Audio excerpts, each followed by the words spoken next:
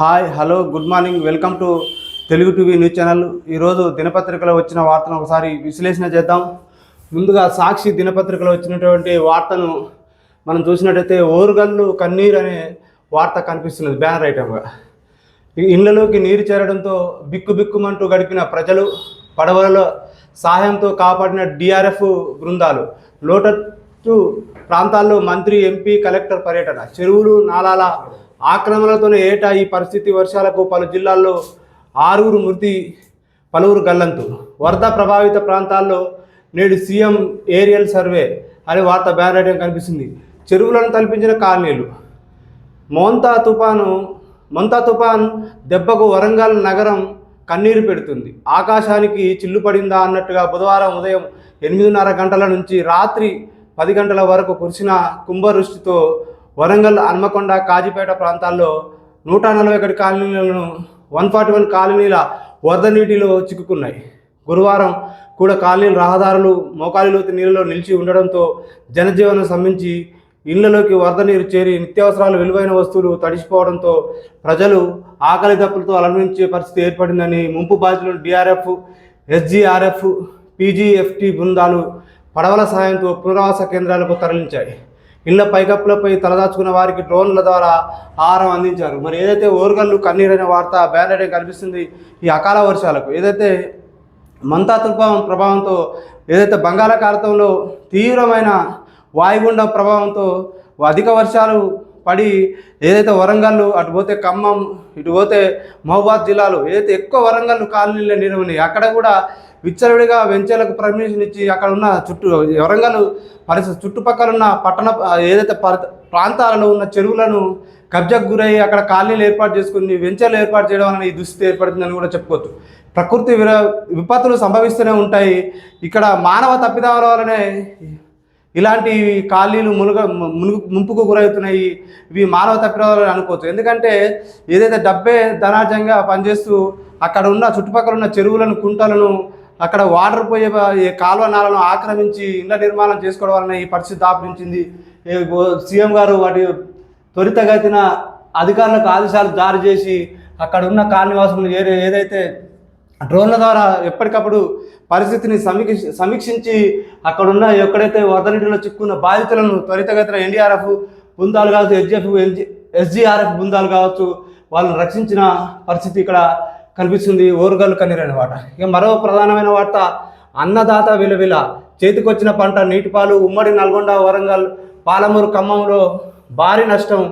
వ్యవసాయ శాఖ పంట నష్టం ప్రాథమిక అంచనా 4,47,000 ఎకరాలు ఏది నీటిపాలైనట్టుగా చెప్పుకోవచ్చు. మొత్తం మునిగిపోయింది. 4,47,000 ఎకరాలు పంట నష్టం సంభవించినట్టుగా అంచనా వేసినట్టు అధికారులు వెల్లడిస్తున్నారు. మరి ఏదైతే రైతులకు ఇది ఖరీఫ్ సీజన్ మొత్తం కూడా కన్నీరే మిగిల్చిందని చెప్పుకోవచ్చు.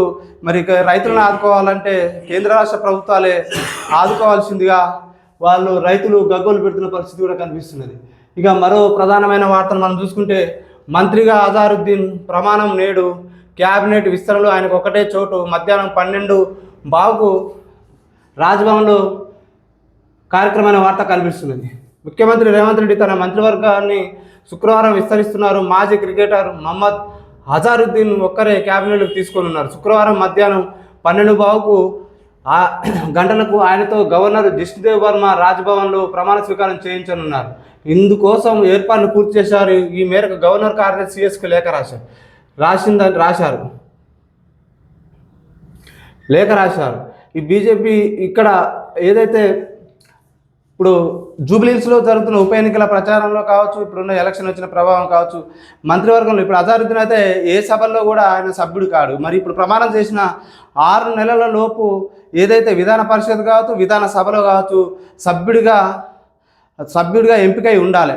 కాబట్టి ముందైతే మంత్రిగా ప్రమాణ స్వీకారం చేస్తున్న తర్వాత 6 నెలలలోపు ఏదో ఒక సభకు ఎంపికై ఆయన సభ్యుడిగా మంత్రిగా కొనసాగే అవకాశం కనిపిస్తుంది. ఇక మరో ప్రధానమైన వార్త కనిపిస్తుంటే, రెబల్స్తో ట్రబుల్స్ అనే వార్త కనిపిస్తుంది. ఏదైతే బీహార్ ఎన్నికల్లో ఇక్కడ రెబల్స్తో ట్రబుల్స్ అనే వార్త తొలి దశలో 24 చోట్ల తలనొప్పులు, పొత్తులతో సీట్లు గలంతు. 5 ఏళ్లు జనంలో ఉన్న నేతలు స్వతంత్రంగా పోటీకి గతంలో ఒక్కొక్కరికి 40,000 పైన మెజార్టీ. తాజాగా విజయావకాశాలు దెబ్బతీసే పరిస్థితి. దారికి తెచ్చేందుకు అగ్రనేతలు యత్నాలు శాంతించిన సహకరించిన ఆయన ఏదైతే పొత్తులో భాగంగా అటుపోతే మహాగఠబంధన్ కూడు కావచ్చు, ఇది ఎన్డీఏ కూటమి కావచ్చు, వీటిళ్లలో ఈ పొత్తుల భాగంగా కొంతమందికి సీట్లు కోల్పోవాల్సింది. ఆ కోల్పోయిన అభ్యర్థులు ఎవరైతే ఉన్నారో రెబల్స్గా వాళ్ళు బరిలో దిగి వారి యొక్క సామర్థ్యాన్ని పరీక్షించే కనిపిస్తుంది. ఇప్పుడు ప్రధానమైన ఎన్డీఏ కూటమి కావచ్చు, ఇటు మహాగఠబంధన్ కావచ్చు, ఇది ఎదురు దెబ్బ అని చెప్పుకోవచ్చు, ట్రబుల్స్ అనే చెప్పుకోవచ్చు. ఎందుకంటే ఇప్పుడు ఓట్ల చీలికత ద్వారా ఇక్కడ ఏ పార్టీకి దెబ్బతీస్తుందన్న విషయాన్ని కూడా వాళ్ళు భయంకి గురవుతున్నట్టుగా కనిపిస్తున్నది. ఇది ప్రధానమైన వార్తగా మనం చెప్పుకోవచ్చు. ఇక మరో ప్రధానమైన వార్త, 2 దశల్లో ప్రాణహిత చేవెళ్ళ. రెండు దశల్లో ప్రాణహిత చేవెళ్ళ ప్రాజెక్టు అని కనిపిస్తుంది. తొలి దశ కింద ఉమ్మడి ఆదిలాబాద్కు నీళ్లు, ఎల్లంపల్లి ప్రాజెక్టు నీళ్లు తరలించి కాళేశ్వరం ప్రాజెక్టుకు సరఫరా. మలి దశ కింద ఉమ్మడి రంగారెడ్డి జిల్లాలకు సాగునీటి సరఫరా అమలు. రాష్ట్ర ప్రభుత్వ కీలక నిర్ణయం. మంత్రివర్గం ఆమోదించాక డిపిఆర్ రూపకల్పన. ఏదో డీటెయిల్ ప్రాజెక్ట్ రిపోర్ట్ ఉంటుందో దాని ప్రకారం 2 దశల్లో ప్రాణహిత చేవెళ్ళ ప్రాజెక్టు చేపట్టింది. తొలి దశ కింద ఉమ్మడి ఆదిలాబాద్కు నీళ్లు అందిస్తున్న తర్వాత ఎల్లంపల్లి ప్రాజెక్టుకి నీళ్లు తరలించి కాళేశ్వరం ప్రాజెక్టుకు సరఫరా చేసే అవకాశం ఉన్నట్టుగా ఈ వార్తల్లో కనిపిస్తుంది. మలి దశ కింద ఉమ్మడి రంగారెడ్డి జిల్లాకు మలి దశ కింద ఉమ్మడి రంగారెడ్డి జిల్లా సాగునీటి సరఫరా చేసే పనులు నడుపుతుంది. డాక్టర్ బిఆర్ అంబేద్కర్ ప్రాణహిత చేవెళ్ళ సుజల స్రవంతి ప్రాజెక్టును 2 దశల్లో విభజించి ముందుగా తొలి దశ పనులు మాత్రమే పునరుద్ధరించాలని రాష్ట్ర ప్రభుత్వం కీలక నిర్ణయం తీసుకుంది. పాలమూరు రంగారెడ్డి ఎత్తిపోతల పథకానికి జస్టిస్ బ్రిజేష్ కుమార్ నేతృత్వంలోని కృష్ణా ట్రిబ్యునల్ భవిష్యత్తులో జరిపే నీటి కేటాయింపుల ఆధారంగా 2వ దశ ప్రాజెక్టు కింద ఉమ్మడి రంగారెడ్డి జిల్లాకు సాగునీటి సరఫరా చేసే పనులను చేపట్టేలా వద్దా అనే అంశంపై భవిష్యత్తులో నిర్ణయం తీసుకున్నట్టు పాలమూరు రంగారెడ్డి డిండి ఎత్తిపోతల పథకాలకు కలిపి మొత్తం 120 టీఎంసీల జలాలను కేటాయించాలని ట్రిబ్యునల్కు రాష్ట్రం కోరిందని కూడా వార్త కనిపిస్తుంది. ఇక మరో ప్రధానమైన వార్త చూసుకోవచ్చు. ఇక్కడ కలెక్టర్లు, ఉన్నతాధికారులు, మంత్రి తుమ్మలతో కలిసి వీడియో కాన్ఫరెన్స్ మాట్లాడుతున్న సీఎం రేవంత్ రెడ్డి వార్త కనిపిస్తుంది. ఎంతటి విపత్తు వచ్చినా ఆదుకోవాలనే ఆ దృఢ సంకల్పంతో ఉన్నట్టుగా మంత్రి వ్యవసాయ శాఖ మంత్రి తుమ్మల నాగేశ్వరరావు ఆధ్వర్యంలో సమీక్ష సమావేశం నిర్వహించిన వార్త కనిపిస్తుంది. యంత్రాంగానికి సీఎం రేవంత్ రెడ్డి ఆదేశం అనే వార్త కనిపిస్తుంది. తుపాను ప్రభావిత జిల్లాల్లో మంత్రులు, అధికారులు క్షేత్రస్థాయిలో ఉండాలి, ముంపు ప్రజలను సురక్షిత ప్రాంతాలకు తరలించాలి, ఉద్యోగులకు సెలవులు అయితే రద్దు చేసినని కూడా వార్త కనిపిస్తుంది. దాన్ని తడవకుండా చర్యలు తీసుకోండి, 16 జిల్లాలపై తుపాను ప్రభావం ఉందని వెల్లడి, నిధులకు ఎలాంటి ఇబ్బంది లేదు, వాడుకోండి, డిప్యూటీ సీఎం బట్టి విక్రమార్క అనే వార్త కూడా కనిపిస్తుంది. అయితే అధికారులకైతే సూచించుడు, ఏదైతే ధాన్యం తరగకుండా ప్రతిష్టమైన చర్యలు చేపట్టి అదైతే గోడౌన్లకు ధాన్యం తరలించి ఆ ధాన్యాన్ని తడవకుండా కాపాడాలి. ఇంకోటి ఎక్కడ కూడా ముంపు గురైన ప్రాంతాలను తక్షణమే అధికారులను రెక్టిఫై చేసి అక్కడ ఉన్న ప్రజలను కానీ అక్కడ జలదిగ్గులు ఉన్న పరిస్థితులను అంచనా వేసి వాళ్ళకు పునరావాస విషయంలో కావచ్చు, వాళ్ళకు అందించే నిత్యావసర సరుకుల విషయంలో కావచ్చు అలర్ట్గా ఉండాలని కూడా ఉద్యోగస్తులకు సెలవులు కూడా రద్దు చేసినట్టుగా ముఖ్యమంత్రి వెల్లడిస్తున్న వార్త కనిపిస్తున్నది. ఇక మరో ఆంధ్రజ్యోతి దినపత్రిక చూద్దాం. వారేవా ఏం ఆట అనే వార్త కనిపిస్తుంది. మహిళల వరల్డ్ కప్ ఫైనల్లో భారత్ అనే విషయం ఇక్కడ వార్త వెల్లడి కనిపిస్తుంది. ఏది సెమీఫైనల్లో ఆసీస్పై సంచలన విజయం, 339 పరుగుల రికార్డు లక్ష్యాన్ని ఛేదించిన భారత్. జెమిమా రోడ్రిగ్స్ సూపర్ సెంచరీ చేసినట్టుగా కనిపిస్తుంది ఇక్కడ వార్తలు. Defending champion Australia knockout south ఆఫ్రికాతో ఆదివారం ఫైనల్ ఫైట్ అయిన వార్త కనిపిస్తుంది. జట్టు సభ్యులతో కెప్టెన్ హర్మన్ ప్రీత్ సంతోషం వ్యక్తం చేసిన వార్త కనిపిస్తున్నది. ఇక్కడ జెమిమా రోడ్రిగ్స్ 127 బంతులు చేసిన నాట్అవుట్ అనే వార్త కూడా కనిపిస్తున్న వార్తను మనం చూసుకోవచ్చు. ఇక మరో ప్రధానమైన వార్త చూసుకోవచ్చు. ఇక్కడ 53వ సిజేఐగా జస్టిస్ సూర్యకాంత్ అనే వార్త కనిపిస్తుంది. ఏదైతే 53వ జస్టిస్ సూర్యకాంత్గా నియమించే అవకాశం కనిపిస్తుంది. నియామక ఉత్తర్వులు జారీ చేసిన రాష్ట్రపతి ద్రౌపది ముర్ము కేంద్ర న్యాయశాఖ నోటిఫికేషన్ జారీ 24న ప్రమాణ స్వీకారం చేసే 2027 ఫిబ్రవరి 9 దాకా పదవిలో జస్టిస్ సూర్యకాంత్ ఉండే అవకాశం. 2027 ఫిబ్రవరి 9న పదవిలో ఉండే అవకాశం కనిపిస్తుంది. ఇక సుప్రీంకోర్టు తదుపరి ప్రధాన న్యాయమూర్తిగా జస్టిస్ సూర్యకాంత్ నియమితులయ్యారు. కేంద్ర న్యాయశాఖ ఈ మేరకు గురువారం నోటిఫికేషన్ జారీ చేసింది. నవంబర్ 23 ప్రస్తుత CJI justice Bhushan R Gavai, ఏదైతే భూషణ్ రామకృష్ణ గవాయ్ పదవి విరమణ చేయనున్న సంగతి తెలిసిందే. ఎందుకంటే దీంతో నవంబర్ 24న ఆయన పదవి కాలం ముగిసే సిజేఐ ఏదైతే గవాయ్ ఇది ఆయన పదవి కాలం నవంబర్ 24 ముగిసే అవకాశం ఉంది. కాబట్టి జస్టిస్ సూర్యకాంత్ 53వ సిజేఐగా బాధ్యతలు స్వీకరించనున్నారు. ఇక ఆయన వ్యక్తిని సూచించాల్సింది ఇప్పుడున్న present CJI chief justice of ఇండియానే రాష్ట్రపతికి సిఫారసు చేయాల్సి ఉంటుంది. కాబట్టి ముందుగానే ఏదైతే జస్టిస్ సూర్యకాంత్ను ఎంపిక చేసి 53వ చీఫ్ జస్టిస్గా నియమితులయ్యే అవకాశం కనిపిస్తుంది. ఈ చీఫ్ జస్టిస్ 2027 ఫిబ్రవరి 9 దాకా కొనసాగించే అవకాశం ఉన్నట్టుగా కనిపిస్తుంది. ఇక మరో వార్త చూస్తూ మావోయిస్టు డంపుల్లో 400 కిలోల బంగారం అనే వార్త కూడా యారమార్కులో కనిపిస్తున్నది. మరి ఇక భారీగా పసిడి నిల్వలు ఉండొచ్చనే అనుమానాలు, కోవిడ్ సమయంలో పుత్తడి రూపంలోకి నగదు మార్పు, బంగారం నిల్వలను గుర్తించడంపై నిఘా వర్గాల దృష్టి, డొల్ల కంపెనీలు బ్యాంక్ ఖాతాలకు భారీగా నిధులు అని కనిపిస్తుంది. 400 కోట్ల వరకు ఉన్నట్లు అంచనా. ఏదైతే మావోయిస్టు డంపుల్లో 400 కిలోల బంగారం ఉన్నట్టుగా ఇక్కడ ప్రధానమైన వార్త కనిపిస్తుంది. ఆపరేషన్ కగార్ తర్వాత మావోయిస్టు అగ్రనేతల నుంచి సాధారణ దళ సభ్యుల వరకు లొంగుబాటు పట్టారు.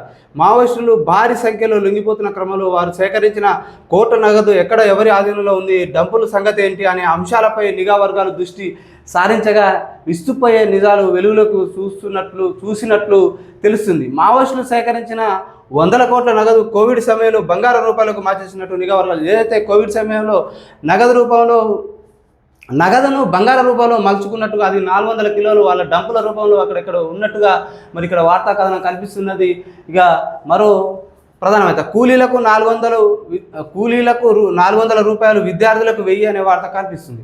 ఏదైతే జూబ్లీహిల్స్ ఉప ఎన్నికల ప్రచారంలో దినసరి కూలీలకు రోజుకు 400 నుంచి 800 వరకు కూలీ భోజనం, ఓటర్ల వివరాల సేకరణకు ఇంటింటి విద్యార్థులను పంపిస్తున్నట్టు కనిపిస్తున్నది. ఏది ఆంధ్రజ్యోతి దినపత్రిక. ఏదైతే జూబ్లీహిల్స్ నియోజకవర్గంలోని కార్మికుల అడ్డాలు వెలవెలబోతున్నాయి. ఉదయం 8 గంటల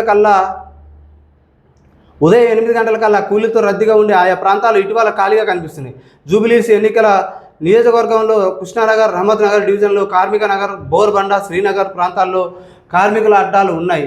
సాధారణ రోజుల్లో ఉదయం 8 గంటలకే కూలీలంతా అక్కడికి వచ్చి ఉపాధి కోసం నిలబడతారు. ఎవరైనా అటుగా వస్తే పని ఉందా సార్ అని అంటూ ఎదురుపోయి అడిగే అవకాశం ఉంది. ఇప్పుడు ఉప ఎన్నికల పుణ్యమాని ఏదో జూబ్లీహిల్స్లో ఉప ఎన్నికలు వచ్చినాయో అక్కడ కూలీలు అడ్డాల మీద కనపడతలేరట. మరి వాళ్ళకి 400 కూలీలకు విద్యార్థులకు 1000 అనే వార్త కనిపిస్తుంది. వాళ్ళకి భోజనం దాదాపు 800 రూపాయల పైన వాళ్ళకి లభిస్తుంది, కూలీ లభిస్తుంది. అక్కడైతే కూలీలు దొరికే పరిస్థితి. ఎందుకంటే ఉప ఎన్నికల పుణ్యాల వాళ్ళకి రోజు కూడా పని దొరుకుతున్నట్టుగా కనిపిస్తున్న వార్త మనం చూడొచ్చు. ఇక మరో వార్త చూసినట్టయితే బతుకున్న వ్యక్తి మార్చురికి తరపున అనే వార్త కనిపిస్తుంది.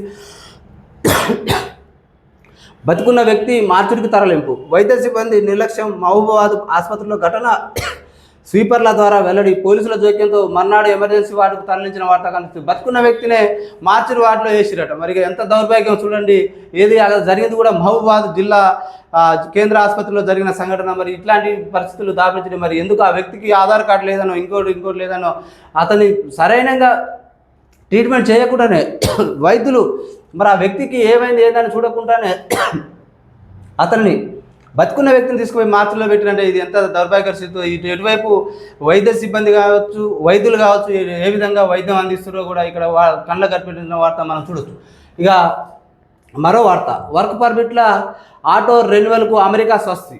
వర్క్ పర్మిట్ల ఆటో రెన్యువల్కు అమెరికా స్వస్తి అనే వార్త కనిపిస్తుంది. ఆ దేశం ఉన్న వేలాది మంది భారతీయ ఉద్యోగులపై తీవ్ర ప్రభావం పరిపెడుతున్నట్టుగా కనిపిస్తున్న వార్త చూడొచ్చు. అమెరికా వలస కార్మికుల వర్క్ పర్మిట్ల ఆటోమేటిక్ పునరుద్ధరణను రద్దు చేస్తున్నట్టు డిపార్ట్మెంట్ ఆఫ్ హోంల్యాండ్ సెక్యూరిటీ ప్రకటించినట్టుగా వార్త కనిపిస్తుంది. ఇక ఇలాంటి మెరుగైన వార్తలు, ఇలాంటి మెరుగైన సమాచారాన్ని మీ ముందుకు తీసుకురావడానికి మా తెలుగు టీవీకి మీరు అందించే ప్రోత్సాహం, మా ఛానల్ను లైక్ చేయండి, షేర్ చేయండి, సబ్స్క్రైబ్ చేయండి.